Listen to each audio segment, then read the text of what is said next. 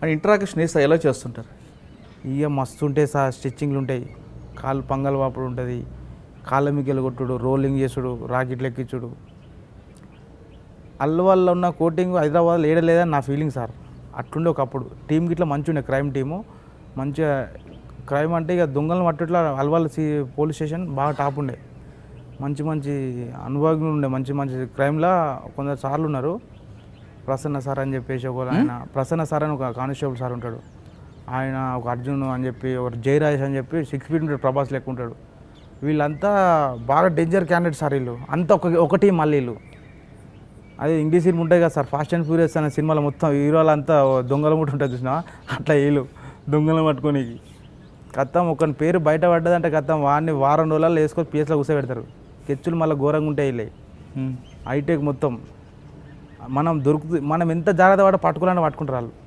అట్లుండే ఇక దొంగలకు అదృష్టం ఏంటంటే వాళ్ళని అందరూ విడిపోయారు. వాళ్ళు ట్రాన్స్ఫర్లు అయిపోయి ఒకరు కుక్కటిపల్లి, ఒకరు బోయినపల్లి, ఒకరు జీడిమెట్ల అట్లా వెళ్ళిపోయారు. మొత్తం విడిపోయినాక మొత్తం ఇక దొంగలకు జర సాధనం వచ్చింది అప్పుడు. ఈ 120 దొంగతనాల్లో ఎన్నిసార్లు దొరికింటావు సార్? పోయినప్పుడల్లా 10 కేసులు 12 కేసులు. నేను ఎప్పుడు 2-3 కేసులలో పోలే, 6-7 కేసులు పోతే మళ్ళీ 6 నెలలు సంవత్సరం అంటే ఆ కేసులను అయిపోయాక రాకపోదును. కేసులకు తిరుగుడు మనతో కాదు, లోపల ఉండాలి, కేసులను ఖతం చేసుకోవాలి, మళ్ళీ రావాలి, మళ్ళీ బయట ఫ్రెష్గా చేయాలి. ఇల్లు ఫ్యామిలీ గేమ్లు లేవు. కానీ ఒక్కసారి కూడా మీ అమ్మగారు నాన్నగారిని మారమని చెప్పలేదు? నేను పోనుగా సార్ ఇంటికి. వాంటెడ్ అవుతుందంటే జైలుకి వెళ్ళి బయటకు వచ్చినా ఇంటికి ఒకసారి పోతా, వాళ్ళని చూస్తా, మంచిగా రా, ఓకే రైట్, పండుకున్నట్టే చేస్తా, కథం ఉచ్చొస్తున్నానంటే బయటకు వెళ్తా, కథం జంప్, ఇక మళ్ళీ ఇప్పుడు ఫోన్ మాట్లాడాలనిపిస్తే ఏదైనా కాయిన్ బాక్స్కి ఫోన్ చేసి మాట్లాడుతుండే, ఇక వాంటెడ్లు ఉంటుండే నేను. కానీ మా అమ్మ నాన్న ఎప్పుడు వద్దురా అని చెప్పలేదు?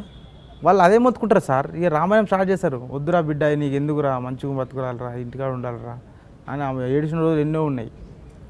ఏ అమ్మ వీళ్ళు ఇంత సోది చెప్తారా వీళ్ళు. నేను చిన్న ఉన్నప్పటి నుంచి ఏం చేయలే, నాకు ఏ పని రాదు. నేను ఏ పని మీద కాంత ఈ పని వేయాలని చెప్పి నేనేం టార్గెట్ పెట్టుకొని కూర్చోలే.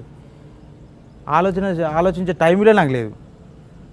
నేను బయటకు వచ్చిన పోలీసు వాళ్ళు కథం 2 రోజులు గ్యాప్ ఇస్తారు, కథం బాలింగ్ ఆడు వచ్చిండ్రా అని చెప్పి మొత్తం కెచ్చి వేసుకొని ఇంటికి వచ్చేసరి. ఇక నేను చేయకపోని ఆ భయానికన్నా నేను చేయాలి. పోలీసు వాళ్ళు ఎట్లుండే తెలుసా సార్? మామూలుగా నేను ఆ మధ్యన ఒక సార్ పేరెద్దు, ఆ సారు ఒక దొంగను పట్టేయమన్నాడు సార్, మోస్ట్ వాంటెడ్ క్రిమినల్ దొంగ. ఆడు నాకు జైల్లో పరిచయం. సరే ఇప్పుడు ఆయన కాదని లేక పట్టిద్దాం అనుకున్నా. ఒక దొంగ పట్టించడం అనేది అది పద్ధతి కాదు, నాకు నచ్చది ఫస్ట్. అయితే పట్టిస్తా అని చెప్పిన.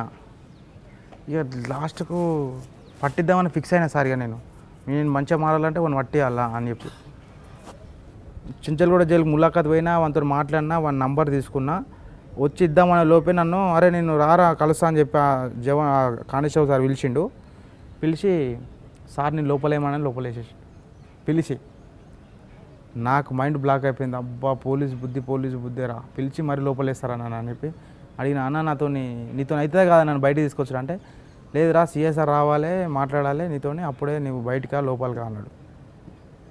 అట్లన్నా సరే అని చెప్పిన.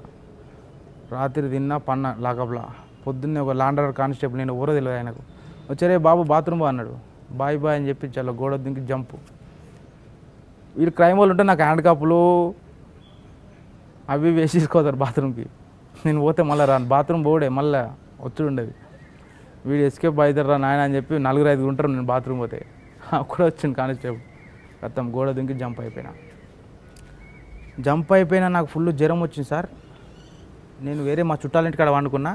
మళ్ళీ అల్వాల్ పిఎస్ఓలు లేపారు నన్ను.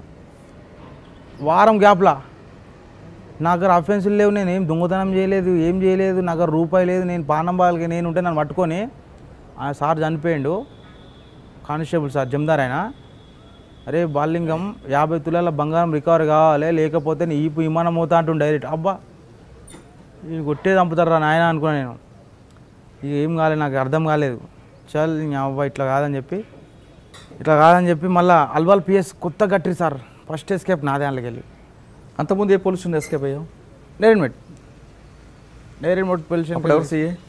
అప్పుడు సిఐ పేరు తెలియదు సార్. సిఐ పేరు తెలియదు కానీ రాజేష్ సార్ ఎస్ఐ ఉండే. ఆల్వాల్ పోలీసులు పట్టుకొని తీసుకొచ్చారు. తీసుకొచ్చిన తర్వాత ఆల్వాల్ పిఎస్ఎల్ పట్టుకొని వచ్చినాక రంజాన్ పండుగ అది మొత్తం బందోబస్తు పోయారు అంతా. పొద్దున వస్తాం రా, నీకు పొద్దున ఉంటుంది కోటింగ్, ఉన్నది ఉన్నాడు చెప్పు, 50 తులాలు కావాలంటే ఏడికి వెళ్ళేవాళ్ళు రా, నీ అబ్బాయి 50 తులాలు చెట్టు కాస్తున్నాయి, 50 తులాలు వీళ్ళు నన్ను దావదింతారు మళ్ళీ కొడతారు అని చెప్పి నాకు ఏం అర్థం కాలే. మళ్ళీ సేఫ్ ఇచ్చేసినాడు. ఏడా నేరేడుమెట్లు అయినట్టే మళ్ళీ వచ్చారు. అరే బాత్రూమ్ పోరా అన్నారు. బాత్రూమ్ అయినా మళ్ళీ రాలే. కొత్త పోలీస్ స్టేషన్ పక్కనే కదా ఉంటుంది అది రోడ్డు కానీ. పాత పోలీస్ స్టేషన్ కూడా కొత్త పోలీస్ స్టేషన్ కట్టారు. బాత్రూమ్ మొత్తం అద్దాలు పెట్టి దాని మీకెళ్ళి మళ్ళీ గ్రిల్ ఉన్నది. అద్దాలు అనేది పక్కన పెట్టి గ్రిల్లు మొత్తం బల్లం కొద్ది ఊడవికి పక్కన పెట్టి ఎస్కేప్ అయినా. ఎంబడి పడ్డారు, దొరకలే. భయం కొద్ది దొరకలే. ఒక 2 గంటలు చేంజింగ్ అయింది అల్వాల్ మొత్తం గల్లీలల్లా.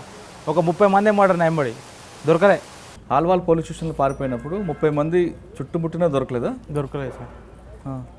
వాళ్ళు రోడ్డు మీద ఉరికొస్తూనే బిల్డింగ్ల మీద ఉరుకుతున్నా స్టంట్లు. ఆ? వాళ్ళు రోడ్డు మీద ఉరికొస్తే నేను బిల్డింగ్ల మీద స్టంట్లు చేస్తున్నా. అలా దొరకలే. అప్పుడు ఎవరు సిఈ? ఆ సీఐ పేరు అంత గుర్తులేదు సార్. అలా సీఐఓలో ఎస్ఐలో తెలియదు. వాళ్ళకి నేను కలవక ముందుకే ఎస్కేప్ అయ్యాను. నైట్ వచ్చినా పొద్దున ఎస్కేప్. అప్పటి నుంచి ఇప్పటివరకు నేను మళ్ళీ పోలీసుని అడుగుపెట్టలే. కానీ తర్వాత మరి ఆల్వాల్ దొరకలే. ఈ 120 సార్లు దాదాపు ఎన్నిసార్లు వెళ్ళి ఉంటావు జైలుకి? ఒక 20-30 సార్లు పోయింది సార్. మరి బెయిల్ వేసినప్పుడు ఆ బెయిల్ డబ్బులు ఎవరు కడుతుంటారు? నేను బెయిల్ తీసుకోను. కేసులు అయిపోయాక రావాలి. జైల్లో ఉన్నప్పుడు ములాఖాతులో అమ్మ నాన్న ఎప్పుడు వచ్చారా? అప్పుడప్పుడు వస్తుంటారు సార్. నేను జైలు నన్ను తెలిసినాక వస్తారు. నెలకోసారి 2 నెలలకోసారి వచ్చి చూసిపోతుంటారు. వాళ్ళు ఎన్నిసార్లు చెప్తున్నప్పుడు బాధ ఆలోచన లేకుండా సార్. జైలు ఉంటే జైలు జీతం వేరే ఉంటుంది సార్. గంజా ఎవరి దగ్గర ఉన్నది, బీడి కట్టలు ఎవరి దగ్గర ఉన్నాయి, ఎవరి దగ్గర కొట్టి గుంజుకోవాలి, ఏడ తాగాలి, ఇవాళ ఏం కూర వస్తుంది, కూర ఎట్లుంది, ఇవాళ సోమవారం పప్పు వచ్చింది, ఇవాళ శనగపప్పు వచ్చింది, రేపు పెసరపప్పు వస్తుంది, అవే ఆలోచనలు ఉంటాయి. కేసు ఎంతవరకు వచ్చింది, ఈ కోర్టులో ఈ డేట్ ఎప్పుడు ఉన్నది, ఆ కోర్టు డేట్ ఎప్పుడు ఉంది, అవే సరిపోతాయి సార్. ఈ ఇంటి వాళ్ళ గురించి ఆలోచించి నేను మారాలి అవన్నీ. మరి ఇంత కరుడు కట్టిన బాల్యంగుకి మారడానికి కారణం ఎవరు? బీనా మేడం సార్. బీనా మేడం అని చెప్పి. ఎవరు ఆమె? ఇక నాకు కొత్తగా నా జీవితాన్ని ప్రసరించింది ఆమెనే సార్. బీనా మేడం అని చెప్పేసి ఉన్నత క్లాసు, నేను ఉన్నత క్లాస్ సైకలాజికల్ క్లాస్లో నేను జాయిన్ అయినా సార్. నేను ఎక్కడ? ఇక్కడ జైల్లోనే. ఏ జైలు? ఫస్ట్ నేను వరంగల్ జైల్లో చేసిన, తర్వాత ఆడ అంత ఎఫెక్ట్ వల్లే నేను తర్వాత చెర్లపల్లికి వచ్చిన. చెర్లపల్లి జైల్లో మళ్ళీ మేడం చూసి నువ్వు మళ్ళీ వచ్చినవి ఏంటంటే ఇట్లా పరిస్థితి మేడం, నేను చేయలేదు. కానీ లాస్ట్ టైం నేను అఫెన్స్ చేయలేదు సార్. చేయకముందుకే పెట్టినా మీ కేసు. ఇక నేను మేడం చెప్పిన. మళ్ళీ మేడం నాకు 3 నెలలు ఆమె దగ్గరనే పెట్టుకుంది. రోజు కౌన్సిలింగ్ చేసింది. ఇక నువ్వు పోయే రైట్ ఇది ఇది కాదు అని చెప్పి మంచిగా కూర్చున్నట్టు చెప్పింది. నేను లాస్ట్ టైం నేను వరంగల్ కరీంనగర్ జైల్లో ఉన్నా సార్. నేను అంటే ఒక 3 సంవత్సరాల కింద మాట ఇది. కరీంనగర్ జైలు ఉన్నప్పుడు లోపల ఫోన్ యూజ్ చేశాను నేను. లోపల ఫోన్ యూజ్ చేసుకుంటా ఉన్నా. ఒక గ్యాంగే మెయింటైన్ చేసాం సార్ మేము లోపల. ఆ గ్యాంగ్ మెయింటైన్ చేసేట్లా jail sub jail, district jail అది. స్టాఫ్ ఒక 30 మంది ఉంటారు. ఇక అందరికి మనం అంటే భయం, ఇక ఏమో వీళ్ళతో పెట్టుకునేందుకు అని చెప్పి శివకుమార్ గౌడ్ సార్ అని చెప్పి డిఎస్. ఆ సార్ ఏం చేసిండు, వీళ్ళు పాత అబ్యూచువల్ అఫెండర్స్ని అప్పుడు డీజీ సార్ చెప్పిండు అన్నట్టు, పాత అబ్యూచువల్ అఫెండర్స్ అందరిని ఒక దగ్గర పెట్టాలి, పబ్లిక్లో కలపొద్దు, కలిస్తే వాళ్ళు ఏడిపోతారు అని చెప్పి డీజీ సార్ ఒక మాట చెప్తే మమ్మల్ని అందరినీ ఒక బ్యాగ్లో వేసిన అన్నట్టు. మాకు ఇంకా ఫ్రీడమ్ అయిపోయింది మాకు. అమ్మ ఏం డిస్టర్బెన్స్ ఉండేది మాకి ఫుల్ గంజాయి తాగుడు అంత ఎంజాయ్ చేసుడు. అట్లా చేసినప్పుడు ఇక నేను ఆ గంజాయి మధ్యలో జవాన్ సార్లు ఇవ్వాలని రెస్పెక్ట్ ఇచ్చేది కాదు. ఎట్లా పడితే అది ఇచ్చేది, ఇలగొట్టేది. వాళ్ళందరూ పగబెట్టుకున్నా మీద వీడు ఎప్పుడైనా దొరకకపోతారా అని. శివకుమార్ గౌడ్ సార్ ఏం చేసిండు, నేను ఎవరినైతే చూసుకొని రెచ్చిపోతానో వాడిని వరంగల్ ట్రాన్స్ఫర్ చేసిండు. చంద అని చెప్పి ఒకడు ఉంటాడు నా ఫ్రెండ్, వాడు రౌడ్ షీటర్, రాడు గోదావరికన్లా, వాడు మర్డర్ కేసులు ఉన్నాడు. వాడు నేను బాగా క్లోజ్ అన్నట్టు. ఆడిని వరంగల్ ట్రాన్స్ఫర్ చేసేసినాక ఏజీ గ్రౌండ్లో ఆయన పంపినాక మేము ఎప్పుడు వస్తామా అని చూస్తే ఒకరోజు ఫుల్ అల్చల్ చేసేసినాం. మేమున్న 9 మంది అందరు చేతులు కోసుకుర్రు, ట్యూబ్లైట్ వలగొట్టి అంగమంగం వేస్తే మా మీద నైట్ లాఠీ చార్జ్ చేసిర్రు. ఒక 30 మంది పొట్టు కొట్టిరు సార్. కొట్టి నేను అన్నా, సార్ నేను ఈ జైల్లో నా వరంగల్ పంపురు అంటే వరంగల్ అన్ని ఏజీ గ్రౌండ్లో పంపారు. ఏజీ గ్రౌండ్లో పంపినాక ఏజీ గ్రౌండ్లో ఇప్పుడు వరంగల్ అంటే తెలంగాణ స్టేట్లో పనిష్మెంట్ జైలు ఇచ్చేది హై సెక్యూరిటీ బ్యారక్ అంటే అది వేరే నరకం. అది జైల్లో నరకం అది. అందులో మమ్మల్ని వేసిర్రు. కానీ అలాగే ఇలా ఫ్రీడమ్ ఉంటుండే మాకు. మేము వరంగల్ జైలు 2 ఎస్కేప్ అయ్యారు మేము ఉన్న మూమెంట్లో. అప్పటి నుంచి సంపత్ సార్ సూపరింటెండెంట్ ఇన్ఛార్జ్ తీసుకున్నాక మమ్మల్ని 24 hours లాకప్ చేసేసి సార్. అప్పుడు జైలు కనబడ్డది మాకు. అన్నం లోపలికే రావాలి, తాళం తీసుడు లేదు. ఏదో నరకం సార్ అయ్యా మాకు. ఒక ఫ్యాన్ ఉండదు, ఏముండదు, ఒక రకంగా టార్చర్ చూపించారు మాకు. 16 నెలలు ఉన్నా సార్ నేను సింగిల్ లాకప్, 24 hours లాకప్. అప్పుడు ఆలోచిస్తే ఎవ్వరు గుర్తుకొస్తారు, ఇంటి వాళ్ళు గుర్తుకొస్తారు. అప్పుడు నాకు ఇంటి అమ్మాయి ఏందిరా బాయ్ బతుకు, ఇంటిగా ఉంటే మంచిగా ఉంటుంది అని చెప్పి ఒక ఆలోచన తట్టింది. మస్తు ఆలోచన సార్. ఇప్పుడు జైలుకు ప్రతి ఒడు వస్తాడు సార్, ఒక కేసులో వస్తారు. మామూలుగా చిన్న కేసు ఇవ్వడం సార్, లవ్ కేసులో కానీ దొంగతనం కేసులు ఎక్కువ పెట్టుకోండి సార్. వచ్చిరా అనుకో నేను బయటికి పోవాలని ఆలోచిస్తారు.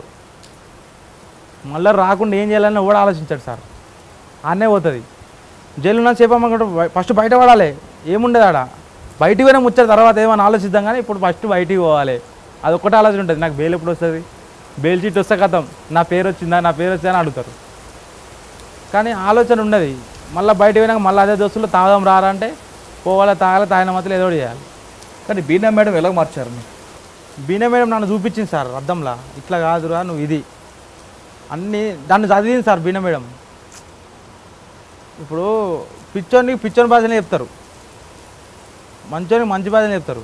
నేను ఒక టైప్ ఆఫ్ సైకో. నేను నా వేళ వచ్చి నాకే చెప్పింది, ఇట్లా కాదు నువ్వు ఉండాల్సింది ఇట్లా. నాకు కోపం బాగా ఎక్కువ ఉంటుంది. నాకు నా ఫీలింగ్ ఏంటంటే సార్, నేను కరెక్ట్ మాట్లాడతాను, అది ఎదురు తప్పు అనిపిస్తుంది. నేను లోపల ఒకటి పెట్టుకొని బయటకు ఒకటి చెప్పా. అందుకే లొల్లిలు ఇప్పటికీ నాకు కోపం అనేది మస్తు ఉంటుంది. నేను మొన్న సంవత్సరంన్నర నుంచి నేను ఉప్పలే చేసిన సార్. ఉప్పలకి వెళ్ళి వీడికి రాని ఇట్లా కారణం నా కోపమే. ఆ కోపం నాకు ముఖం ముంగట ఒకటి బయట మాట్లాడితే నాకు నచ్చదు సార్. నేను తిట్టేస్తా అవసరం అయితే. ఆమె మార్పులో మార్చడంతో మార్చావా సార్.